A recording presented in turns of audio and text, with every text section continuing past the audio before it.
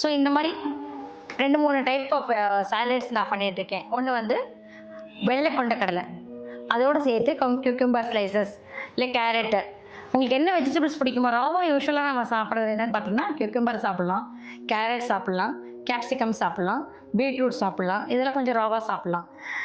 அந்த மாதிரி என்ன வெஜிடபிள்ஸ் உங்களுக்கு பேசிக்காக பிடிக்குமோ அதை நீங்கள் வந்து கொண்டக்கடலையோடு மிக்ஸ் பண்ணிக்கலாம். வெள்ளை கொண்டக்கடலை அல்லது கருப்பு கொண்டக்கடலை, நிலக்கடலை இதோட சேர்த்து நீங்கள் மிக்ஸ் பண்ணிக்கலாம்.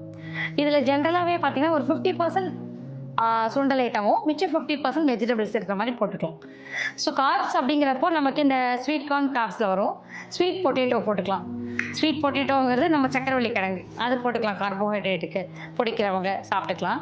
ஒரு சில பேர் பொட்டேட்டோ பாயில் யூஸ் பண்ணுறாங்க, அதுவும் பண்ணிக்கலாம்.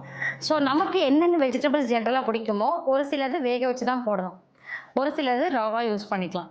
ஸோ எந்த மாதிரி வெஜிடபிள்ஸாக பண்ணணும், சாலட்ஸ் பண்ணலாங்கிறது ஐடியாவை நான் சொல்லிக் கொடுக்குறேன். இங்கேயே விமென்ஸ் சென்டர் டயட் கவுன்சிலிங் கொடுக்கும்போது என்னென்ன சாலட்ஸ் ப்ரிப்பேர் பண்ணலாம், எப்படி பண்ணலாங்கிறதும் நாங்கள் சேர்த்து டீச் பண்ணுறோம்.